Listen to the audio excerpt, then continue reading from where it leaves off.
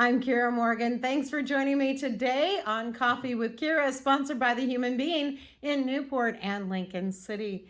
And today my guest is Gaiten Haynes, who is with the Olalla Center.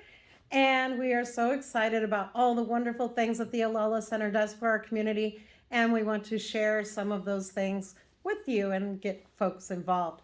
So first of all, Gaiten, tell us a little bit about yourself and what you do. I'm 22 years old. I've been working with the Olalla Center for about 6 months now, and it's been one of the most rewarding things I've ever done. It's just been nothing but bring joy to my life. I primarily work with kids from ages 2 through 5 in our relief nursery, but I also help in an outdoors program that's, if I remember right, it's ages 6 through 10. But because of Olalla is a really cool place because we are pretty flexible when we meet families where they are at. So that group is kind of like more flexible with the age range. And yeah, I coordinate volunteers, and I also run our new program called the Care Closet. Wonderful. So first, let's talk a little bit about the relief nursery. Yeah. That is exciting, and what a big help for parents. Is it only for clients of the Olalla Center, or how does it work? So it's not for just clients for the Olalla Center, it's for the whole community. The basic idea of a relief nursery was to be a preventative to stop families to get from separating from either like DHS or other stressors that might be happening. Basically, we find families with multiple family stressors, such as like former substance abuse, they're unemployed, just single mom or single dad, and they have to have at least 5 family stressors to be eligible for a program. And that list there could be up to like 47 stressors altogether. But like we try to get families with the most stressors in our program. We try to help the families most in need, basically. And so, is the relief nursery open all the time? Are there certain days of the week? How does that work? So we're open every Tuesday and Thursday. We have a toddler class from 9 to 11:30, and a afternoon class from 12:30 to 3. And those hours might shift later on. We're still trying to figure this out. We're still a vaguely new program, but we saw a need in the community, and we decided to figure a way to help it best. So the relief nursery, does that provide some respite care for the parents who may be like single parents, having to be with their kids all the time? That can be a big stressor. So is that where you guys kind of come in and help out there?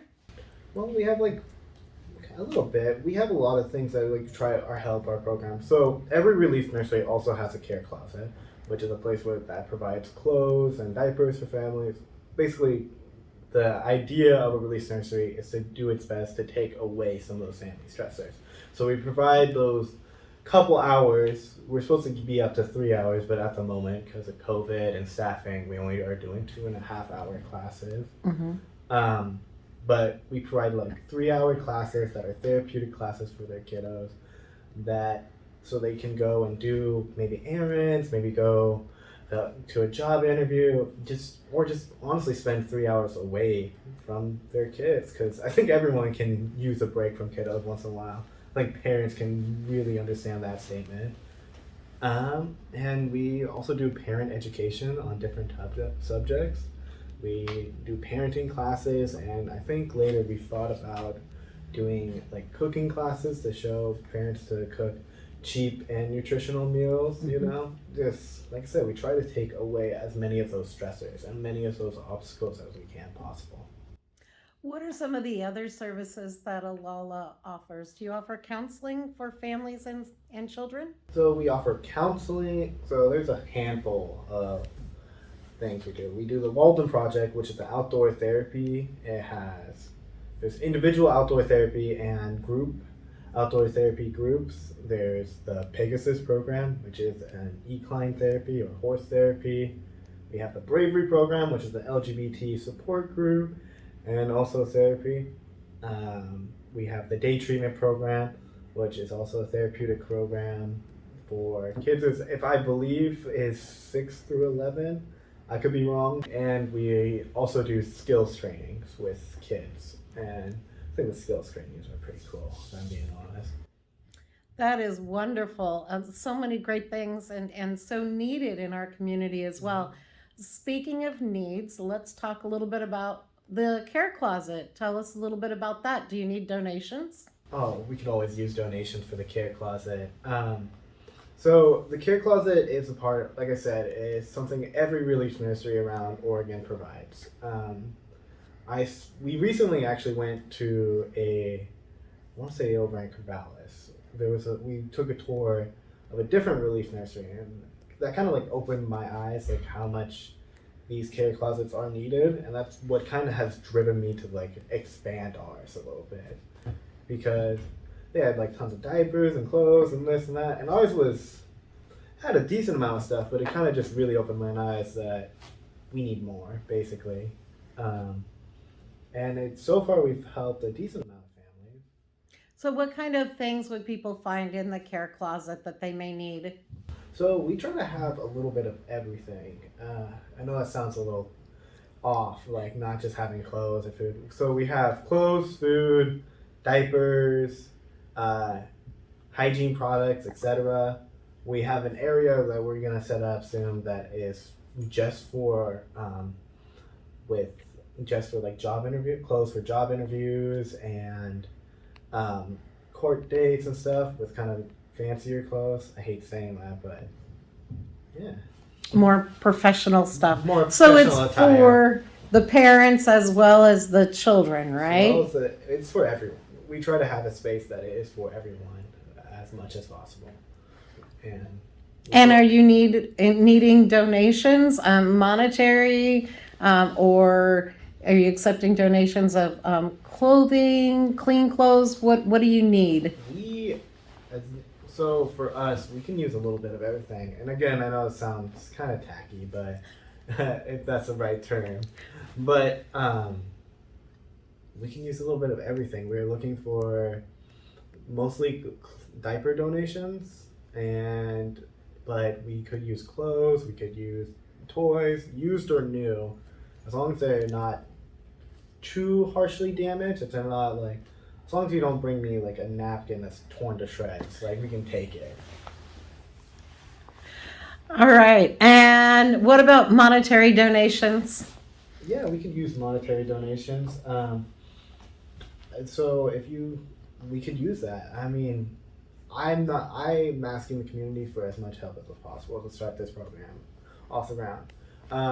Right now, I'm still figuring out all the different things we could use. So monetary donations would be very much appreciated. So I can get a list of everything I can need, and I can go purchase it myself. But at the same time, we could use any type of donation anyone's willing to part with. So if someone wants to make a monetary donation, do they send a check or is there a donate button on the website? How does that work? They can send a check and write out for what it's for exactly, and then we can send them a tax write-off, which is super easy. As long as we got like a return address, and we should be fine. All right. And what about volunteers? Oh, I could use 1,000 of those. You and everybody else. I think everyone could use 1,000 volunteers. That's one. So I'm a volunteer coordinator, and I'll be honest, that's been like the hardest part of my job is actually getting the volunteers to come in and help. I think in this community especially, a lot of people want to help. A lot of people want to do things to better the community. I think that's just like an innate human drive. But they just don't know how. They don't know how to come. They don't know who to talk to or what to do. And I think honestly, if people just reach out to me, like, hey, I want to help, I will figure something out for you to do. No matter if you have 2 hours or 20, like I'll figure for something you can do. We could use people that are willing to come in to read to our kids. We could use people to come in and just hang out. We could use people that do little projects around the building. I could use someone to help me organize that closet because I don't know how. So whatever time commitment they have available, you can help out, whether it's an hour or 12 hours. Yeah, I'm super flexible. I would love if someone was able to come in every Thursday and like for 2 hours with the classroom, but I'd be more than happy if someone can only come Saturday for 15 minutes to help me paint my new donation box. I'll be honest. Like I think people, like I said, I don't think people want to help. They just don't know how. I think if people are just willing to reach out to me, say like, hey, I have Sundays off, I can come and help for 40 minutes, do this, I would take you up on that offer. I'm not gonna lie, I'm basically baking right now. Well, we don't want you to have to do that. Yeah. So hopefully we get some folks who may be interested in giving a little bit of their time to come and help out this wonderful program. So in regards to volunteers, is there any kind of training that has to be done? I mean, obviously not to help you paint your box. Yeah. Hopefully not. Don't trust me to train you to do a paint a box. But is there a type of training to do volunteer? So we had to have a slight lengthy volunteer process. I want to say super lengthy. I'm exaggerating a little bit, but to volunteer with us, you would have to pass a background check, sign a term of confidentiality, and then get fingerprints done. That's just because the nature of our programs is that we deal with kids that need therapeutic help. You don't want someone to come into you while they're doing therapy without signing an agreement. So that's you have to think of it that way. And we don't want any bad people in here. We don't. But for training, we have a. I'm working on a. How do I say this? I'm sorry, I'm losing the words. It's okay.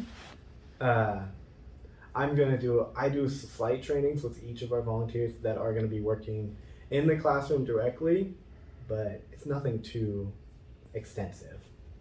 All right. Gaiten, is there anything else that you would like to add? I would like to talk about our care closet donation drive that we're having on November 20th in the Newport Elks. It's going to be 12 to 5, and we're looking for basically any type of donation you guys are willing to give. Wonderful. So just stop by the Elks there off of Highway 20. Yep. And folks can drop off their donations. You said between noon and 5 p.m. Is that correct? Noon and 5 p.m. Yep. All right. And that includes cash or check also. If folks just don't have time to go shopping, they can totally drop that off also. I'm more than willing to take people's money. I love it. Gaiten, thank you so much for joining me today on Coffee with Kiera. Well, thank you for having me and giving me a black tea. That's the only reason I came on this interview. See, it works. We are sponsored by the Human Being in Newport on 6th Street and Highway 101, and in Lincoln City at the north end of town on the west side of the highway by TLC Credit Union. For Oregon Coast Breaking News, I'm Kiera Morgan.